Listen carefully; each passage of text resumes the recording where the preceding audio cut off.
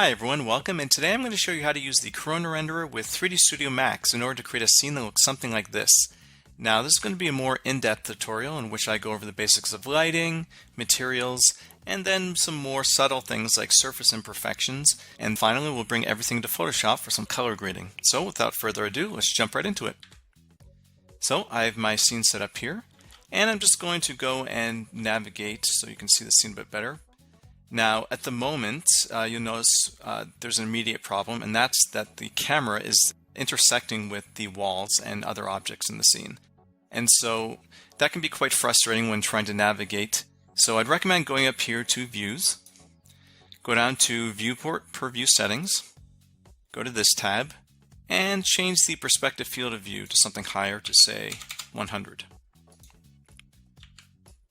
Okay, now, zooming in, we can see that the perspective is much more exaggerated. It's much wider. However, when we navigate around, we can see we have much more breathing room. And yeah, this will just make everything a lot easier when we're trying to navigate, especially such a scene like this, which is very narrow. Okay, so let's go over here to the camera view, and I'm going to render this to see what it looks like. Okay, so this is currently what the scene looks like right now. There's not much going on, and that's because there really isn't much lighting. Now, the only lights in the scene at the moment are coming from these pot lights up here. And that's because they have a material applied to them, which is basically just this one right here, which is a Corona light material. And the intensity is set to 2. So that's creating this basic lighting here, but I'm going to be using the 3D Studio Max lights for most of the scene, as well as an HDR. So I'm going to load in my primary light, which is going to be the HDR. I'll just close this down. I'll open up the render setup, navigate to the scene tab, and then under scene environment, I'm going to use a Corona bitmap. And I'm going to choose this image here, this HDR file, load it in. And let me just render this to see what it looks like now. Okay, as you can see, the scene hasn't changed all that much, except that now we're seeing the light filtering in through the window. So obviously the sun is over this way and it's shooting in this way. But yeah, I don't really want it to appear there. I decided at the very beginning I actually wanted the light to be more intentional, to sort of like point this way. So I wanted it to fall across the edge of the counter here, as well as hit part of the floor. So in order to do that, I'll just hit cancel on the render here. And I'll open up my material editor. So go over here, and you want to take this image, drag it onto an empty slot, make sure it's an instance. And there we go, we can see our HDR appearing there. So I only need to make a few adjustments here, and I've already figured out the exact settings that I want. So to go over briefly though, if we just drag this value up, you can see that the image itself is rotating around in that little preview up there. And I'm going to set this to a value of 1.63. Okay, so that's exactly where I want it. And in fact, I can even magnify this. It helps a bit. Render this off. Okay, so we're not really seeing much happening here, and that's partly because it's not very bright at the moment. And also, it's not ideally placed at the moment because there's one other adjustment that I have to make. So the issue with HDRs is that they basically give a fixed light position of the sun. And in order to adjust for that so that you can change the height and direction of the sun, you actually go down here and you want to adjust the V offset. So as you can see, as I'm adjusting this, it's sort of warping it up and down. And that basically will take the HDR and just like move it up and down. It's okay for a scene like this in which we're not actually seeing the background. So I'm going to set this to a negative value of 0.15. Okay, so that brought it down.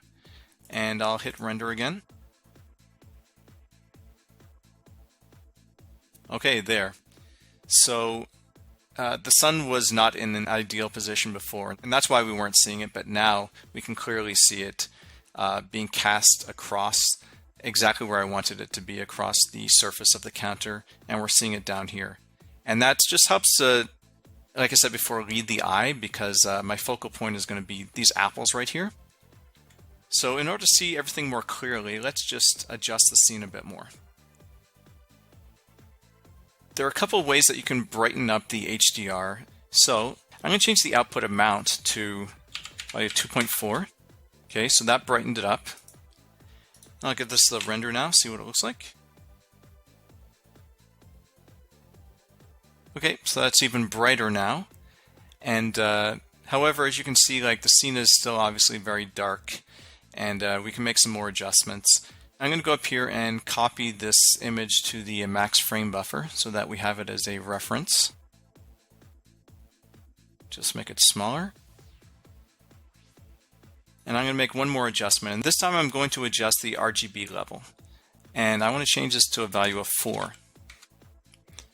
Okay, render again. All right, now making that adjustment, we can see that it brightened the scene overall, but also it added a bit more ambient light. In other words, like the blue light coming in indirectly from the sky itself. So if I was to compare it to this version here, you can see there's a clear difference. This definitely has that more blue feel to it, and also it's brighter as well. So I think that's a pretty good setting for the HDR. When we're doing lighting, we want to layer everything appropriately so that one element is not overpowering the other, because we still have other lighting elements to enter into this. So for instance, all these pot lights up here, like I said, we're going to put some lights in there, and then some additional little lights in the windows themselves just to brighten the scene up. Okay, so that is pretty much where I want it to be for the moment. And let's add some actual lights in now. Okay, so go over here to lights, go and select Corona, and I want to choose the Corona light. So I'll just zoom into one of the pot lights here. Okay, create a light here, drag it out. And that's what it looks like at the moment, except I don't want it to be a sphere. So I'll go over to the settings here, and I want to change this to a disk. Okay, and let's drag it up to the light itself. So I'll just zoom out,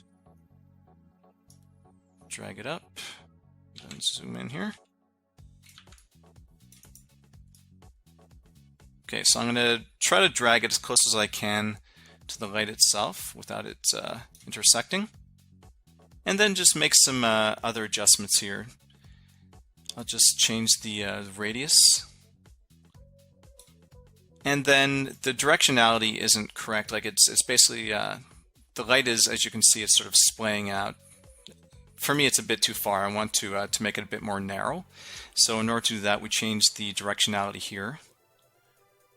So I'll change this to something like that. Should be good. Okay. Now, in terms of the other settings, I'd like to make this a bit brighter, and I've already figured out my settings for this, so I'll set this to a value of 70. Now, since this is an indoor light, I actually want this to be a bit warmer in terms of its color temperature. So instead of using this direct input, I'm going to change to Kelvin temperature. And I want this to, like I said, I want this to be more warm, so I'm going to drag this down to about 5,000 Kelvin. And as you can see right there, that little swatch there, it's changing color as I'm dragging it. So yeah, I found that 5,000 for my scene was pretty good. That's a nice warm incandescent bulb. And let's see, the other settings, I don't think we need to change anything here. The one last thing that we want to affect is its visibility. So we want to uncheck visible directly. So that just means that we won't actually be able to see the light here. So it'll just be casting a light. Okay, so I'll just render this out. All right, cool. So there's our first light. And yeah, it has a really nice shape to it. I feel like the light being right there is just, it's creating this nice cone shape right there. And when I start to duplicate it over the scene, you'll see it casting similar lights in the various different places. And it's just a nice way to basically design your scene. Kind because it's not just simply about lighting the scene, but how we light the scene, how the lights create these different shapes on walls and whatnot. And if I'd made the directionality down here too wide, then I feel like the lights might just blend together too much and wash out. Okay, so now that I've got this basic light down here, I'm going to go and duplicate this. Now, the easiest way to do that is drag it over to the next one and make sure that it's an instance, because I want all these lights to have exactly the same values. So I'll just drag this over there. And yeah, this is basically nothing but a little bit of tedious work in order to line up the lights. So I will just time lapse this section and get back to you when finished.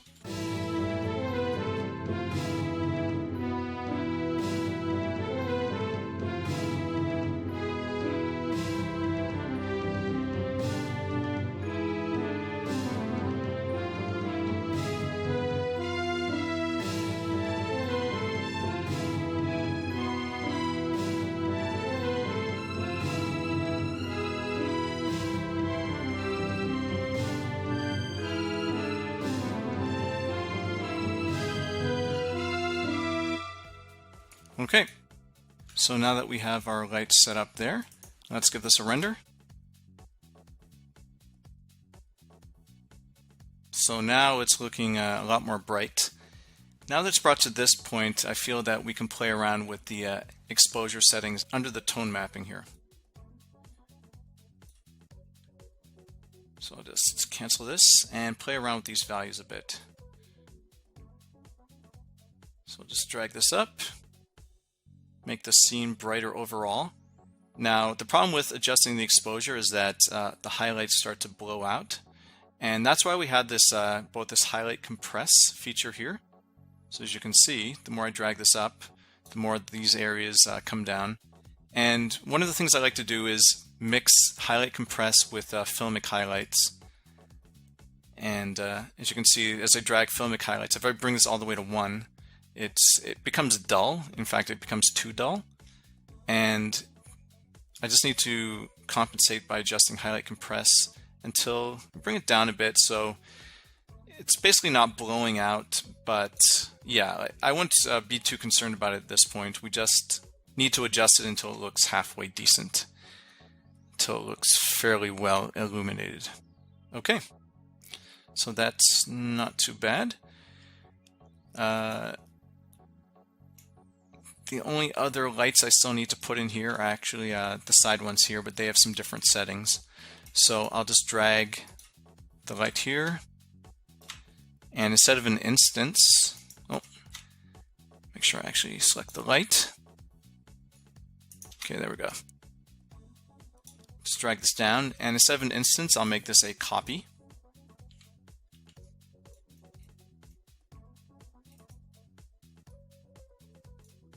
Just drag it over.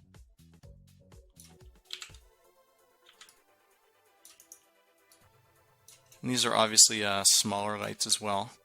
So I need to adjust the radius of them. So going over here, go down to radius.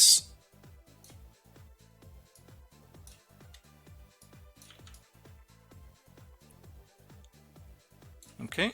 I'll keep the intensity the same. In fact, I'll keep it the same. Okay, 70, which means that actually I want to adjust my primary lights here. And this is the great reason why we made everything an instance for these top lights here. So I actually realized that, yeah, these lights here do need to be brighter. So I'm going to set the intensity of these to something like 125. Okay, now I'll render this scene out. And so when I made the change on this one, I made the change on all the others because they're an instance, and that's, yeah, definitely very, very handy so you don't have to continually adjust every single one. All right, cool. So my scene is looking better to me now. As long as it looks halfway decent without like many textures applied, then it's a good indicator that your scene will be pretty good in the end. At this point here, it's very easy to look at it and say, oh, this looks terrible. There's nothing on it. And obviously, there are no materials applied. But as long as it looks pretty decent at this stage, yeah, it's just don't get demoralized by anything as you're working, because this is a process and it takes a lot of work in order to tweak things to the right values. Okay. All right, so I have my basics of the interior now lit. The last thing I want to do is now add some extra lights in the windows, just to add a little more fill light coming in. And it's great because it just gives you a little more control, so you're not completely relying upon, like an HDR map, but you're being a little more intentional and just getting all that extra detail in there. So I'm going to create a new light, and this is going to be a rectangle. And so this window here represents this window at the back right there. So I'm just going to go outside of the window a bit and drag my rectangle out so that it covers the whole thing. Okay, it's appeared inside the scene here, so I'm just going to drag it outside. Okay, and we can tell which way it's pointing because we can see these little lines going out that way. Another way to tell is that turn on targeted, and you can see the little target appearing. But for this light here, I don't want to do that. So I'm just going to turn off target, and I'm going to set the levels, which again I've already figured out. So I don't want it to be too strong. I just want it to be a gentle light coming in the window. So I'm going to put this to a value of 2.2. And because this is light coming in from the outside, it's going to be cooler. So I want to change the Kelvin temp to 9600. Okay, as you can see the light there, it's more on the blue spectrum now. And directionality is fine. I'm going to keep that the same. Okay, the one last light, there's actually a window out this side right there. So if I was to zoom out, oh, sorry, really confusing. Okay, there we go. That's the window right there. So I'm going to take my light and I'm going to just drag it over. I'm going to make it a copy. And then I'll just rotate it.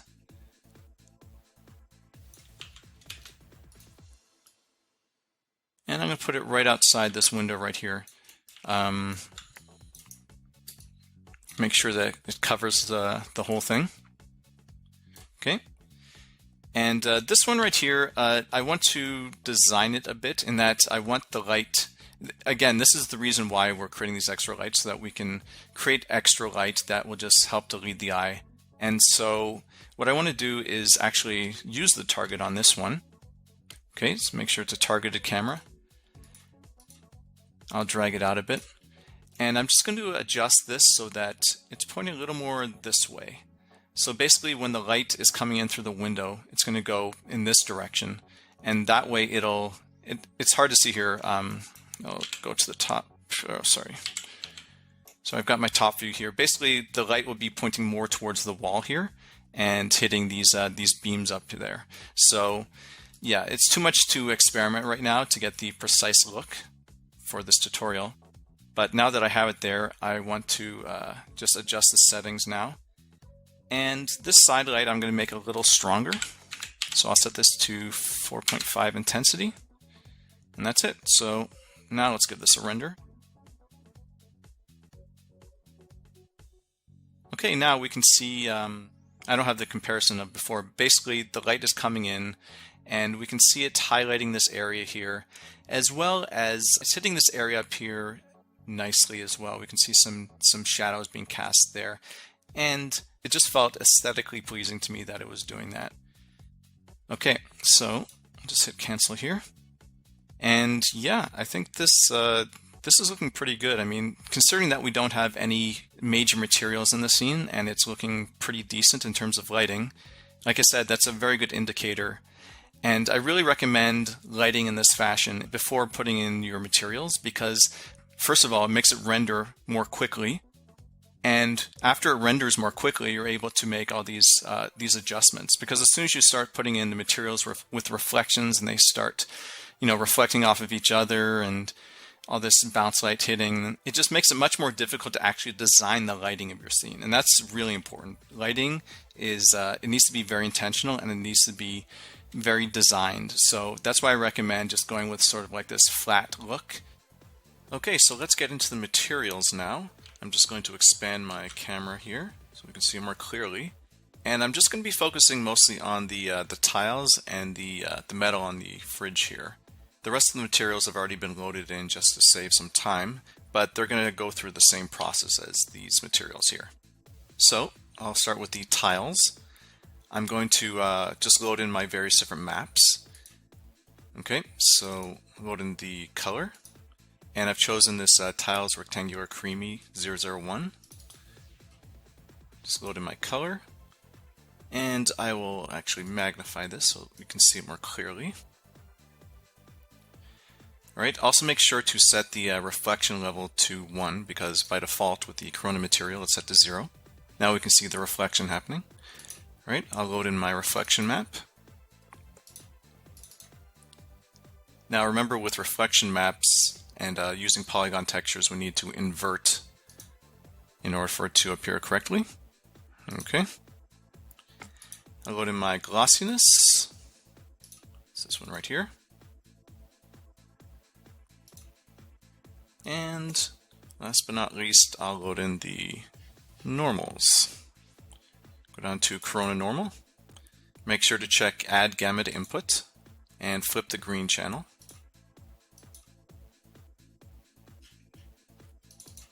And here are my normals. Okay, now we have a complete material. The one last thing that we could do is add a bit of displacement in as well. It's not really necessary, but just for good measure I'll put it in. So I'll just go and load in this 16-bit displacement. And there we go. So what I'll do now is I'll just render off a portion of the floor right there. Just going over here to Edit Region. I'll just drag this over. Just to save some time so we don't have to render out the whole scene. Okay. So I will render this for a bit.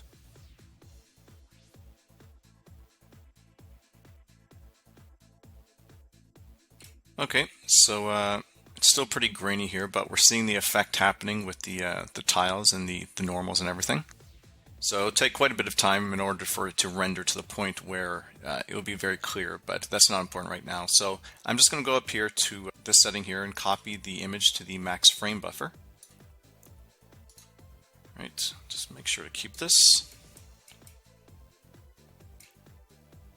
And now I'll make some adjustments to the tiles. Okay, I'll go to my material editor, and we're going to add some surface imperfections now. Now this is it's quite a simple process, which is great, and we're only going to be affecting the glossiness of the material. So I'm going to click Glossy, go up here to Bitmap, and I want to use a composite map. Yes, I want to keep the old map as submap. Okay, so now that we have this, we're going to add a layer on top of the material. So this is the glossy material that we had previously. And I'm going to go up here and add a new layer. Click the texture, go to Bitmap, and I'm going to be using this Floor Smudges Heavy 001. And I'm going to be using this one right here, the one that's primarily white. Load it in. Okay, I'll magnify this, and I won't show the end result so that we can see what it looks like there. Okay, so now that I've got this material, I want to multiply this on top of the original gloss. So I'll go here to the blending mode, change from normal to multiply. And now we can see it's multiplied on top of the old one, so we can see the tiles underneath. Now at the moment it's very strong. So essentially the black areas here represent the areas where the reflection is going to be a lot more blurred out. And it's basically that effect where you're seeing smudges on the ground, or anything that you touch with your hands or whatever. It leaves a mark there, and it just gives it a little more realism. So just for good measure, now that this has been applied on top, I'll just render this off and see what it looks like.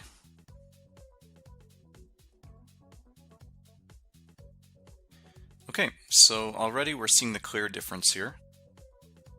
You can see in the original, before I adjusted the gloss, it was very clean looking, and now suddenly we're getting this pattern of floor smudges. Now, at the moment it's very obvious and it's too heavy, but once we make some adjustments and tweaks to it, we can make it a lot more subtle looking. So, going back to the original, I'll magnify this, and I'll adjust the opacity maybe to something like 30% of where it was before. And there, now that should give a much more subtle effect. And if we rendered this off, yeah, you can see it happening here as well. Like if I was to go back into the glossiness setting, I'll show the end result now. Okay, so it's at 30% right now. If I put it back to 100, you'll see the effect happening. So yeah, again, it's way too strong, but you definitely want to have this effect applied to your surface because it's what happens in reality. But I'll set this back to 30. And now I just want to adjust the basic positioning of the smudges on the ground. So going to the texture map here, if I go up and show shaded material in viewport, we can see where it's being applied to the floor. Now, the first thing I'd do is maybe adjust the tiling. So I'll change the size of it. Okay, so it's a little larger. Maybe a little too large right there. 0.6. Okay. And then just go ahead and just adjust the offset to a position that looks pretty good. So you want to think logically about where these smudges would appear.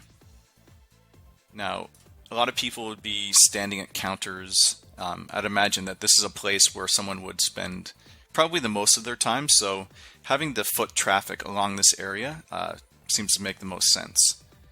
So I just, yeah, just keep tweaking it until it looks about right.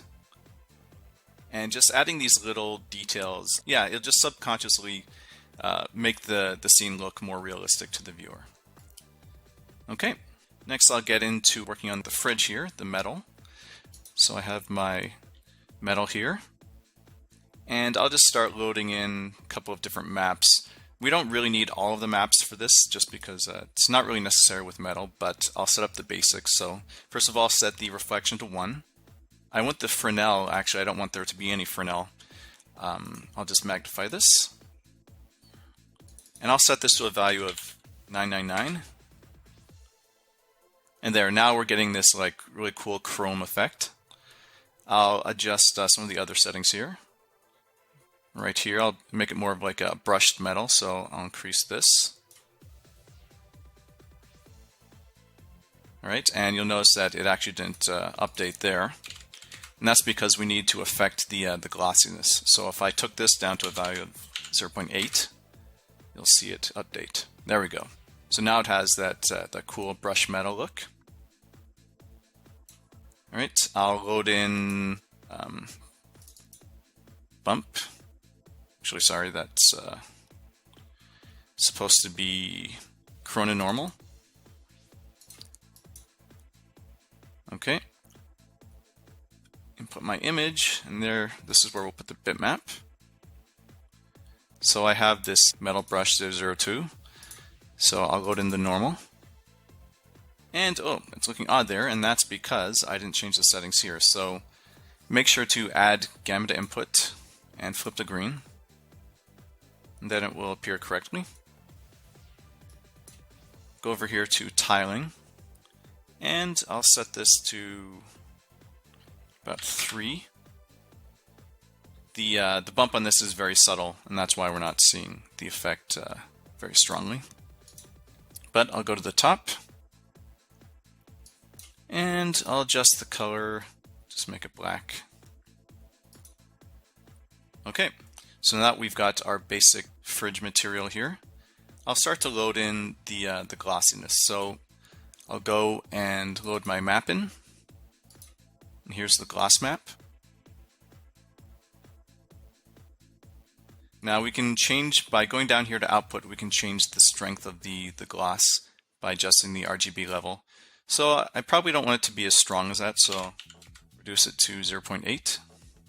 And you'll see the updates there. If I set it to like the value of 0, you'll see it's become very sort of washed out, and you won't see much detail in the reflections at this point.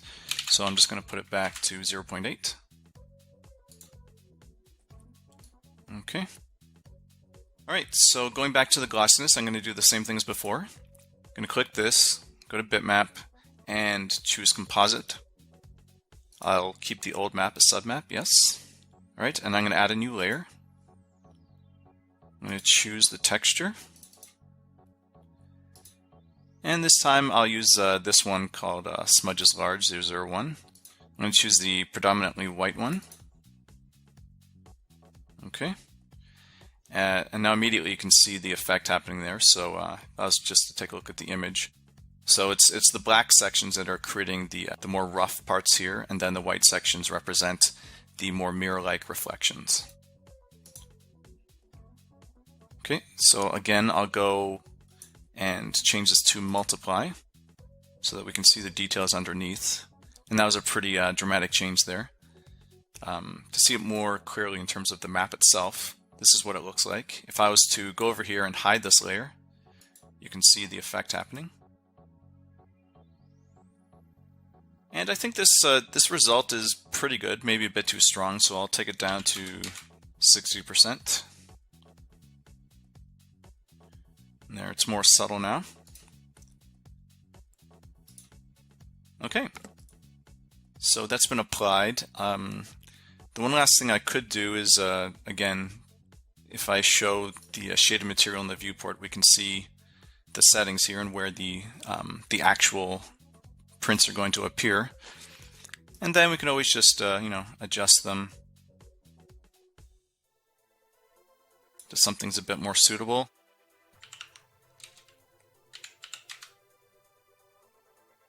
Okay, and there we have it. So at this point, it'll just be a matter of tweaking positioning and the amount of, I guess, roughness that you want to see on the fridge and whatnot. And that's pretty much it. So for the other materials like the wood and marble, I'll just enable the map so you can see them in the viewport. So I've pretty much done the same thing with the rest of the materials, and it's exactly the same process that I did with the metal and the floor there. So I'm not going to bother going to details in that, but I think you get the general idea. Now let's get into some of the render settings. So I'll go up here and I'll just set this back to view to turn off that region selection. All right, I'll go to a render setup. And I'll make a few adjustments here. Now, the great thing about Corona is that all the settings in terms of performance and whatnot, they're actually set up correctly by default, and you really don't need to change anything. However, I do want to add some render elements to my scene. So going over here to render elements, you can see that I've already added these ones in here. So if you go up here to add, okay, these are the ones that I want for my scene. So we want some indirect light. So we're going to enable the indirect pass. Okay, I want some C masking ID. I want C shading beauty and bloom glare. Okay, so basically going over each of these, this is just the indirect light. So basically like the indirect bounce light so that I can apply it as a layer on top in Photoshop later. The masking ID I'll show you in a moment. So to just demonstrate, I'll render the scene for a little bit, and then we can see what each of these maps does. Okay, that's good enough. So I'll just stop the render here. Now up here, we'll actually be able to see what these various different layers do. So clicking here, I've got my various different passes. So by default, you're always going to have the beauty pass, and that's what you're seeing right there. So if I click indirect, you can see that, yeah, basically this is the light pass of the indirect light bouncing across the scene. And I'll show you how to use that later in Photoshop. But more interestingly, if we go down here to masking ID, this is a really cool pass because essentially it allows us to isolate certain areas of the image later on in Photoshop, and then we can adjust anything that we want, hue, saturation, value, whatever. So that's really cool. We've got just the basic beauty pass here. And I should also note that when applying the sea shading beauty pass, we want to go down here and disable apply bloom and glare. So at the moment, I don't have any bloom and glare in my render, but when I enable it, right now, I could adjust some settings, just make it really obvious. Adjust the threshold. Okay, so this is essentially just a cool post-process that we can add. Okay, but I don't want it to be applied on this pass right here. So if I was to render the scene again, just really quickly. Okay, you can see that the bloom has not been applied to this pass here. However, if I went back to beauty, you'll see it's there. So this is really handy because we actually want to apply the bloom after the fact in Photoshop. So to demonstrate that, if I go down here to my last pass, which is just the bloom and glare, you can see the image itself is, it's just showing the bloom part of it. And then this will be applied on top of this one later on. Okay, so let me just quickly adjust the settings here so it's not quite so strong and obvious. Okay, so I'll set it to something like that. At the moment, it doesn't need to be perfect. The one last thing that we could do is maybe do a little bit of adjustments here in the tone mapping. And I think the settings are pretty good. Again, you're going to have to play with these values. The thing about it is that you don't want to adjust it too much at this stage because you want to do a lot of your adjustments in Photoshop. So if your image is kind of looking bland at the moment and sort of flat, that's actually a good thing. And the one last thing I might add is a lookup table. So if I click this, you'll see the scene change quite dramatically. Basically, the lookup table under camera can be adjusted down here. And this is just a way of adding various different film grading looks to your final image. Maybe adjust the exposure some more. Another thing you can do is adjust the white balance if the scene is looking a little too yellow or a little too blue. Just play around with that until it comes to a fairly nice value. Okay, so assuming that this is going to be our final image that we bring into Photoshop, I'm going to start rendering now, and then we'll bring all these elements into Photoshop and do some final color grading. So we have our 4 images here. Let me just separate them.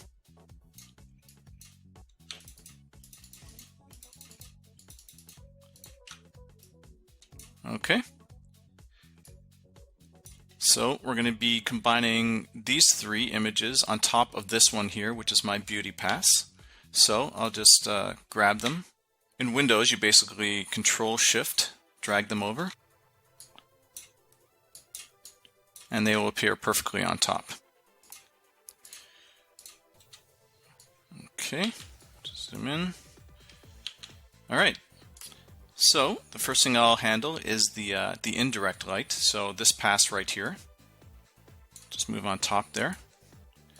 So if we look at our scene right here, we can see it's a little dark looking, and one of the easiest ways to just lighten it up is actually to add a little more indirect light. And that's essentially just the bounce light that I mentioned before. So I'll take this and I'll go and change the blending mode to screen.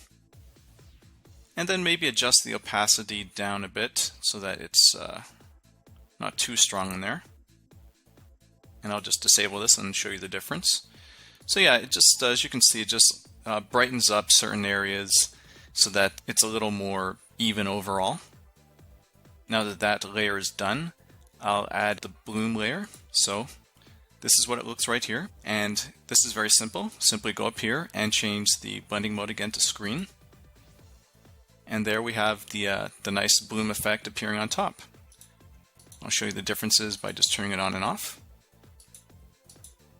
And then the last pass here that I mentioned is the object ID or masking ID.